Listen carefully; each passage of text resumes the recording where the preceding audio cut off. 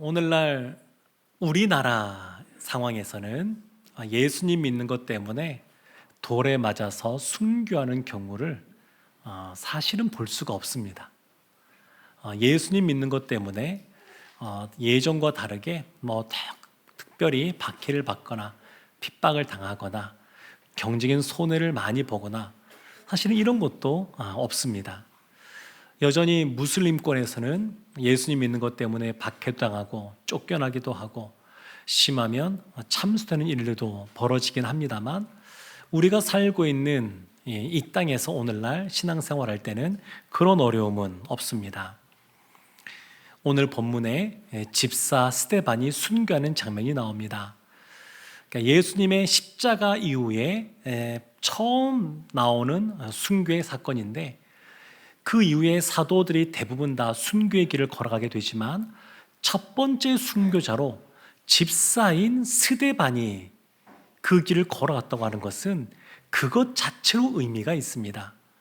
교회사를 보면 교회가 핍박을 당하고 어려움을 당할 때 교회를 담당하고 있는 그러한 목사님들과 또 장로님들이 항상 그 최전선에서 그 교회의 어려움들을 감당하고 또 핍박당하고 순교하는 자리에 먼저 그 자리에 있었습니다.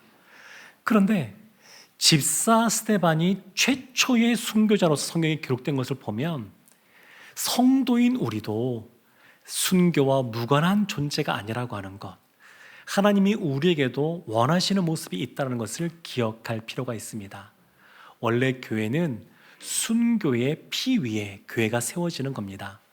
오늘날 한국교회가 많은 부흥도 경험해 왔고, 오늘날 우리가 신앙생활 하는 것도 이 땅에 앞서 순교의 피를 흘린 그 많은 피가 있었기에 그 부흥의 꽃을 피운 겁니다.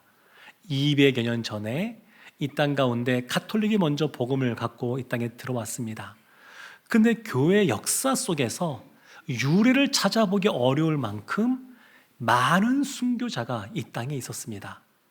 130년 전에 기독교가 복음을 갖고 들어왔습니다. 그때에도 많은 사람들이 순교의 피를 흘렸습니다. 조선 말기, 또 구한 말, 또 일제강점기, 그리고 한국 전쟁 당시에 많은 성도님들이 예수님 믿는 것 때문에 순교의 피를 흘렸었습니다. 그 결과로 이 땅 가운데 부흥이 찾아왔었고 오늘날 우리도 있는 줄로 믿습니다. 그래서 이 순교의 이야기가 우리와 너무나 동떨어진 이야기가 아니라 우리도 이 순교의 혜택을 보고 있는 사람들이고, 또 순교라고 하는 것이 오늘날 우리나라에서 이루어지기 나타나기 어려운 그런 모습이긴 합니다만, 순교자적인 삶을 살아가는 것이 하나님이 우리에게 원하시는 것이다, 이렇게 생각하고 오늘 말씀을 함께 나누기를 원합니다. 오늘 말씀 보면 7장 55절 말씀에 스데반을 이렇게 말하는데, 우리 함께 한 목소리로 말씀을 보겠습니다. 스데반이 성령 충만하여 하늘을 우러러 주목하여 하나님의 영광과 및 예수께서 하나님 우편에 서신 것을 보고. 스데반이 성령 충만하였습니다. 순교가 너무 부담스러우신 분들은 이렇게 생각할 수 있죠. 스데반이 성령 충만해서 결국 순교의 자리로 갔구나. 그러니까 순교하지 않으려면 어떻게 해야 될까 생각하면 성령 충만하지 않으면 되겠구나 생각할 수도 있겠습니다만, 근데 이 스데반이 성령 충만하여서 본 것이 있습니다. 오늘 말씀 보면 하늘을 우러러 주목했습니다. 지금 스데반 주변에 그를 신문하고 있는 사내들인 공회원들도 있고 거짓 증인들도 있고 또 많은 사람들이 그 주변에 있습니다. 그런데 이 스데반이 사람을 의식한 것이 아니라 그 상황 속에서 하나님을 주목하여 보았습니다. 이것이 굉장히 중요합니다. 우리 성도님들은 그런 경험이 있으신지 모르겠습니다. 나에게 여러 사람들이 나를 둘러싸고 나를 비난하거나 또 나에게 욕을 한다거나 이런 경험이 있으신지는 잘 모르겠습니다. 워낙 주변에 좋은 분들이 많이 계셔서 이런 경험이 없을 수도 있습니다만, 다윗이 시편의 말씀 보면 천만인이 나를 애워싸 진칠지라도 나는 두려워하지 않습니다. 이렇게 고백하거든요. 그러니까 스데반이 지금 그런 겁니다. 수많은 사람들이 나를 적대하는 사람들, 또 사리를 갖고 있는 사람이 있단다 할지라도 하나님을 우러러 지금 보고 있습니다. 하나님을 바라보고 있습니다. 지금 스데반이 그런 모습으로 하나님께 나아갔습니다. 우리 다 하나님을 믿는 하나님의 자녀입니다만 우리에게 신앙의 수준의 차이가 있습니다. 다 똑같지는 않습니다. 근데 신앙의 수준, 이 차이는 어디에서 오는 거냐면 그 사람이 태어날 때부터 갖고 있는 어떤 재능이나 능력, 또 소유하고 있는 것, 이런 걸로 나는 것이 아니라 그 사람이 은혜 받은 수준에 따라 신앙의 수준이 차이가 납니다.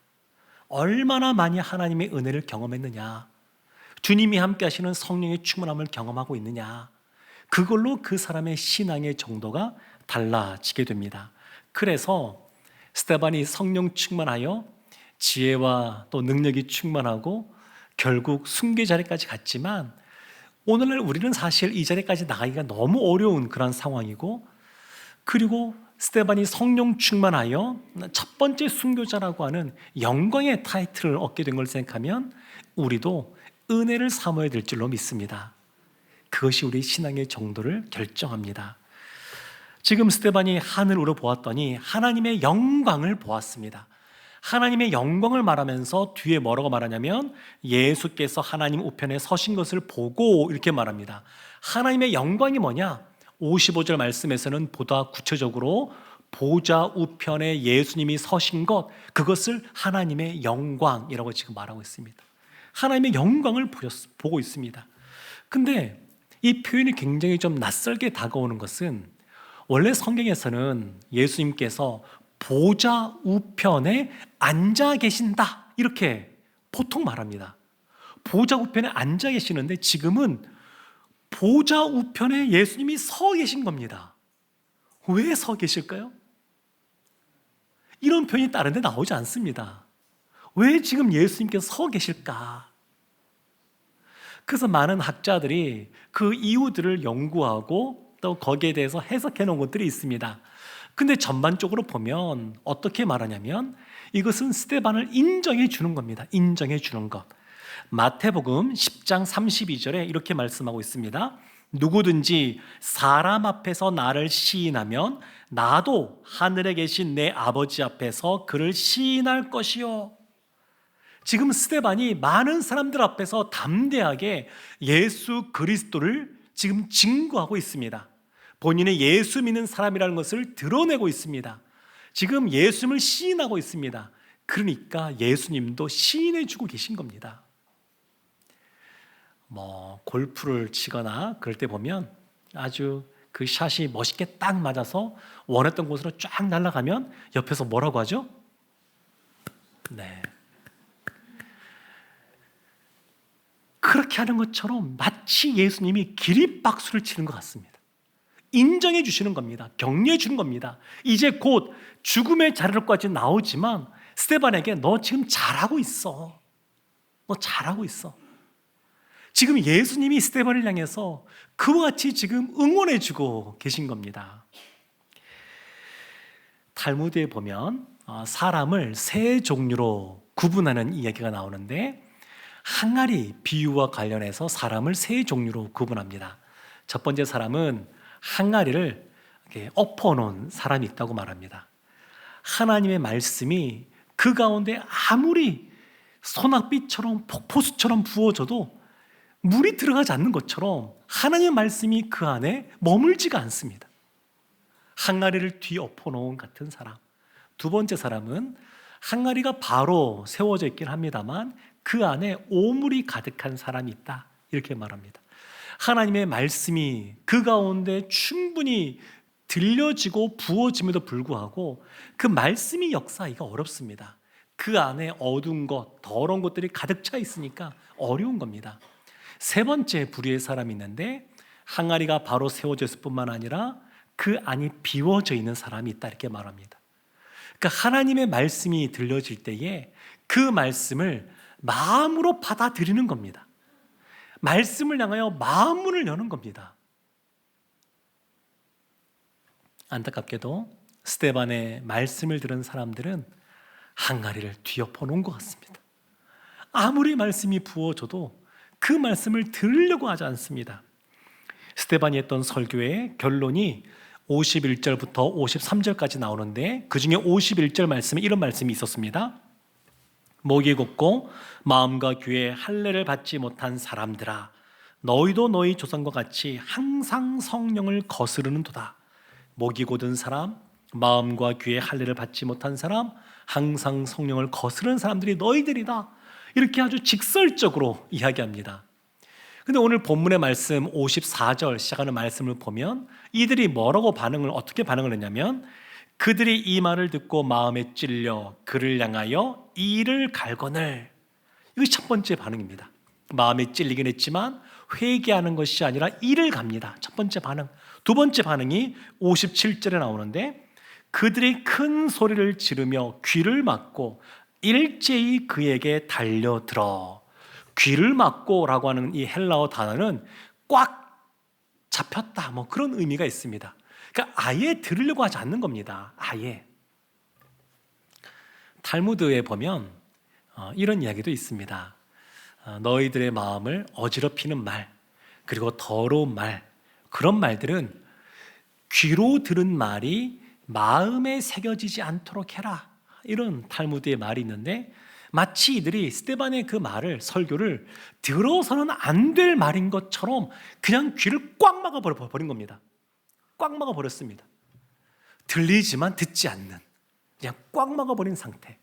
그리고 그들이 큰 소리를 지르는데 스데반이 말하는 그 목소리가 다 묻혀버릴 만큼 그들이 크게 소리를 지르고 귀를 막고 일제히 달려들었습니다.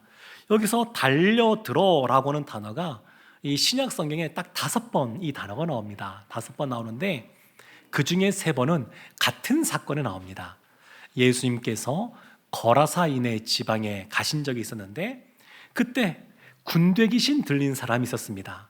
근데 그 군대 귀신 들린 사람이 나음을 입은 이후에 그 군대 귀신이 많아서 군대 귀신이라고 말합니다. 그 군대 귀신들이 예수님께 저 언덕에 있는 돼지떼에게 우리가 들어가기를 허락해 주십시오, 그렇게 말을 합니다.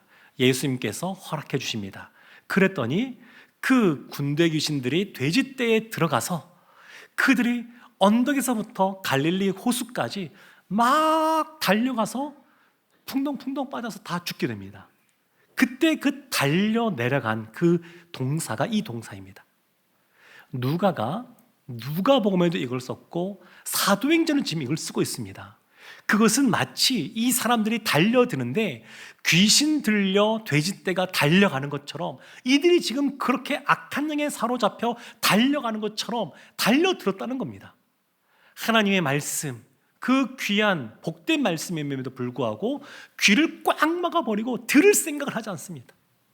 그리고 그 말을 하는 사람을 향하여 죽이려고 달려드는 모습, 그것이 그들의 두 번째 반응입니다. 세 번째 반응이 58절에 나오는데 이렇게 말합니다. 우리 58절 말씀 함께 합독하겠습니다. 성 밖으로 내치고 돌로 칠세, 증인들이 옷을 벗어 사울이라 하는 청년의 발 앞에 두니라. 성 밖으로 내치고, 예수님의 예루살렘 밖 그 골고다에서 십자가를 지신 것처럼 이 스데반도 성 밖으로 내쳤습니다. 돌로 칠세, 지금 돌로 치고 있습니다. 신약 성경에 보면 세례 요한이 그 참수를 당하는 장면이 나옵니다. 칼에 의해서 죽임을 당합니다. 예수님은 십자가에서 못 박혀 죽으셨습니다. 근데 지금 이 스데반은 돌에 맞아서 죽고 있습니다. 왜 이들이 돌로 쳤느냐? 왜 쳤느냐? 그것은 그들이 구약에 있는 레위기에 나오는 율법의 말씀 때문에 그렇습니다. 레위기 24장 16절에 이런 말씀이 기록되어 있습니다. 여호와의 이름을 모독하면 그를 반드시 죽일지니 온 회중이 돌로 그를 칠 것이라. 여호와의 이름을 모독하면, 지금 이들 입장에서는 스데반이 신성모독을 하고 있다는 겁니다. 신성모독을 하고 있으니까 돌로 쳐서 죽여야 된다. 그들이 그렇게 판단을 했습니다. 사도행전 7장 56절 말씀에 스데반이 이와 같은 말을 하는 것을 보고 신성모독이라고 생각했는데 56절 말씀이 이렇게 말합니다. 말하되 보라 하늘이 열리고 인자가 하나님 우편에 서신 것을 보노라. 인자란 표현은 예수님만 쓰셨습니다. 이들이 생각할 때 인자 예수님은 그들이 십자가에 못 박아 죽였는데 그 죽은 예수가 지금 살아있다고 지금 말하고 있습니다. 그 예수가 살아있을 뿐만 아니라 하나님 보좌 우편에 서 있다. 보좌 옆에 있다는 얘기는 그 하나님과 동등두게 계시다, 그 뜻이거든요. 그러니까 이들이 생각할 때 이것은 신성모독도 이런 신성모독이 없는 겁니다. 그래서 스데반을 돌로 들어서 치는 그러한 반응을 보였습니다. 사도행전 8장 1절에 보면 또 한 사람이 등장하는데 사울은 그가 죽임 당함을 마땅히 여기더라. 사울은 그것을 마땅히 여겼습니다. 당연한 거다. 우리가 58절 말씀 우리가 보았는데 보면 돌로 칠 때 증인들이 옷을 벗어서 사울이라는 청년의 발 앞에 두었습니다. 옷을 왜 그들이 벗었을까 생각해 보면 그 당시에 사람들이 입던 그 겉옷은 모포로도 쓰인 그러한 겉옷이기 때문에 좀 거추장스러운 것이 있습니다. 돌을 들어 치는데 좀 편하게 치려고 옷을 벗었다, 이렇게 볼 수도 있겠습니다만 더 중요한 의미가 있습니다. 이 당시에 돌을 들어서 사람을 쳤을 경우에 자신의 옷을 벗어서 그 시체 앞에 옷을 벗어 두었었습니다. 그러면서 그 뜻은 나는 이것에 대해서 무죄하다, 그 뜻입니다. 내가 옷을 벗어서 그 돌로 친 시체 앞에 두는 것은 내가 죄가 있는 것이 아니라 이 사람이 죄가 있는 것이다, 그것을 드러내는 겁니다. 근데 지금 말씀은 돌로 친 스데반 앞에 옷을 벗어놓은 것이 아니라 사울이라고 하는 청년, 뒤에 보면 부활하신 예수를 만나서 사도 바울이 되는데 그 사울이라고 하는 청년 앞에 옷을 벗어두는 겁니다. 왜 그랬을까? 그들이 이것을 알지 못했겠지만 그러나 이것이 드러내고 있는 것이 있는데 이 스데반이 죄가 있어서 지금 돌에 맞아 죽는 것이 아니다라고 하는 것을 드러내는 증거이기도 합니다. 예수님이 죄가 없음에도 불구하고 십자가를 진 것처럼 스데반도 신성모독하지 않았습니다. 하나님이 그의 영안을 열어주시고 하늘 보좌와 그 우편에 서 계신 예수 그리스도를 보게 해 주셨습니다. 그것을 본 것을 말했던 것뿐인데 근데 이것을 신성모독이라고 오해하고 그리고 잘못됐다고 해서 돌을 친 겁니다.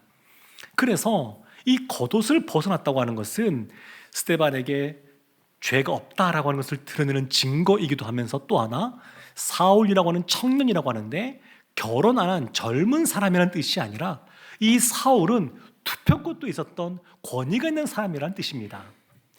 사도행전 7장에 보면 스데반이 그 사내들인 공회 앞에 서게 될 때 거짓 증인들이 있었습니다. 사람을 매수하고 거짓 증언하는 그런 모습이 나타났습니다. 근데 그것을 그러면 누가 시켰느냐? 누가 사람을 매수하고 누가 거짓 증인을 세웠느냐? 성경에 그것이 나오지가 않습니다. 구체적으로 나온 것이 없습니다. 그런데 오늘 이 말씀에 딱 들어오면 알 수 있는 것이 있습니다. 사람을 매수하고 거짓 증인을 세운 사람, 그 배후에 있는 핵심 인물이 사울이구나, 그걸 알 수 있습니다. 지금 사울이 권위자라고 하는 것을 인정하면서 그 앞에 겉옷을 벗어두는 겁니다. 사울이 증인된다라고 하는 것을 인정하면서 벗어두는 겁니다. 사울이 지금 그 배후에 있는 존재입니다.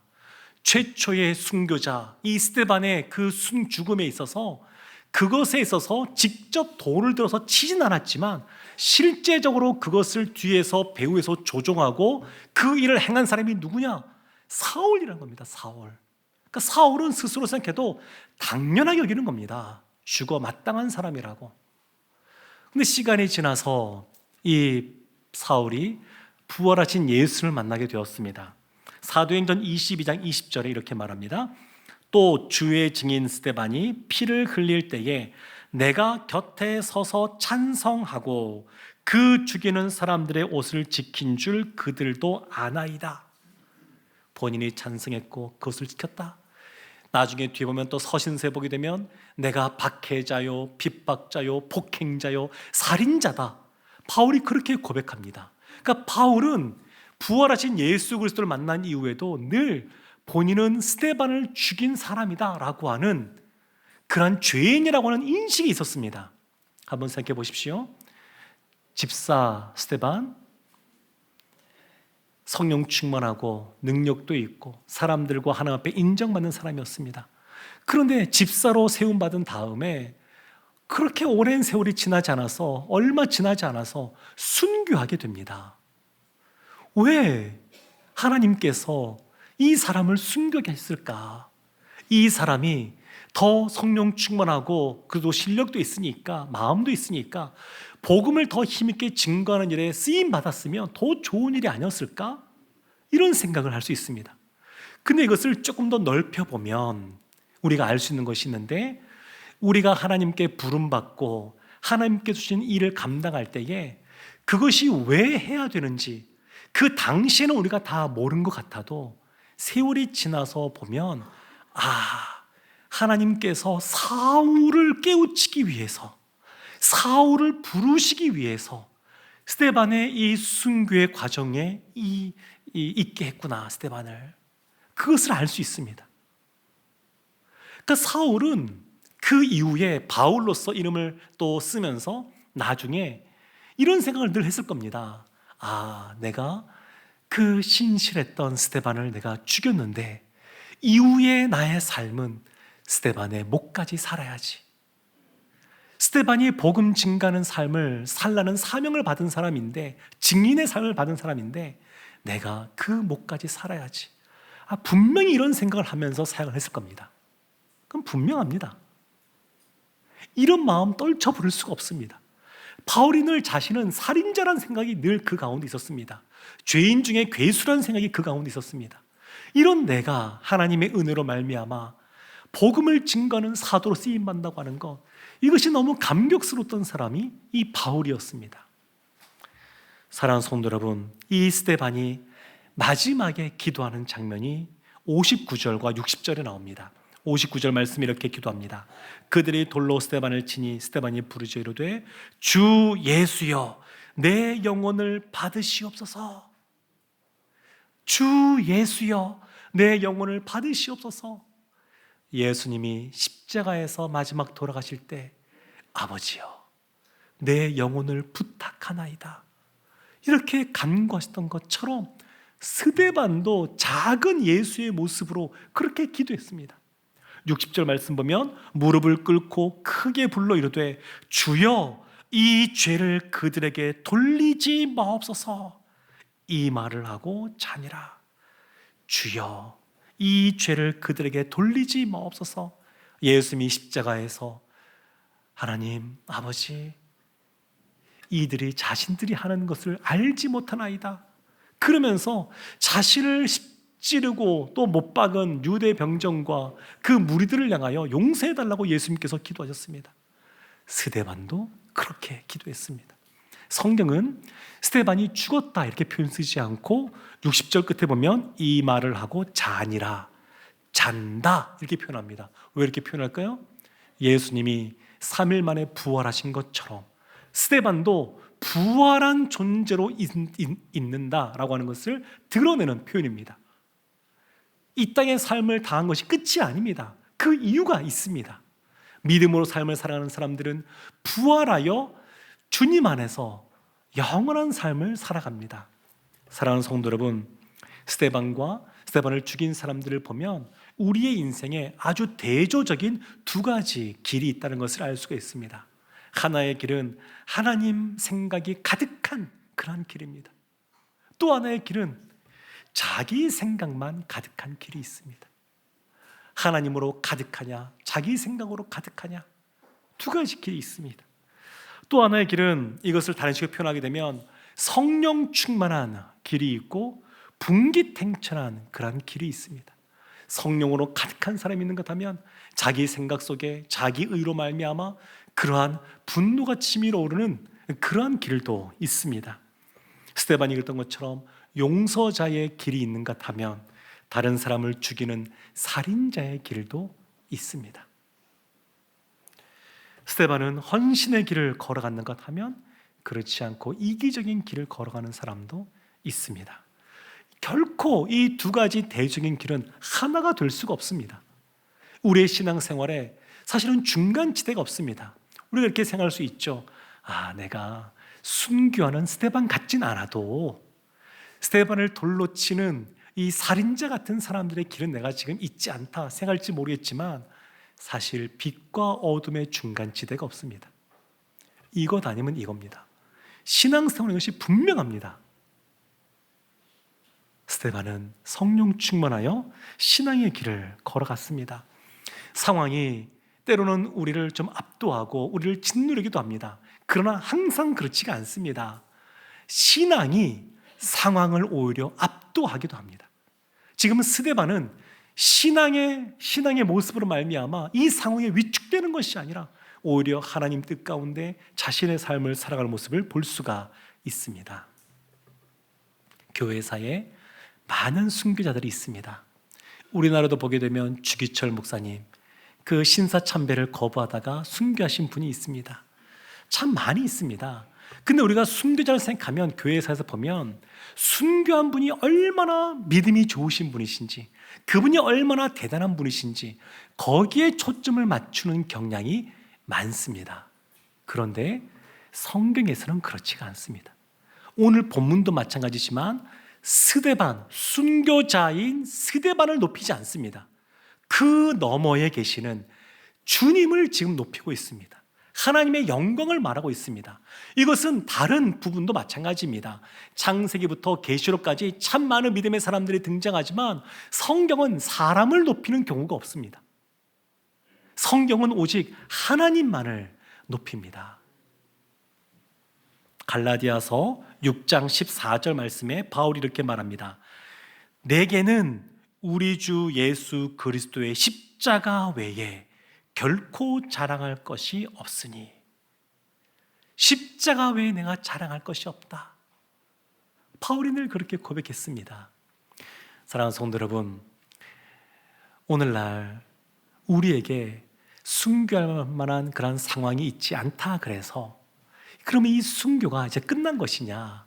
아니, 그렇지 않습니다.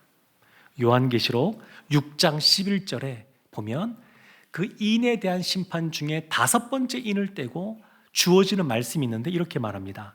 각각 그들에게 흰 두루마리를 주시며 이르시되 아직 잠시 동안 쉬되 그들의 동무 종들과 형제들도 자기처럼 죽임을 당하여 그 수가 차기까지 하라 하시더라.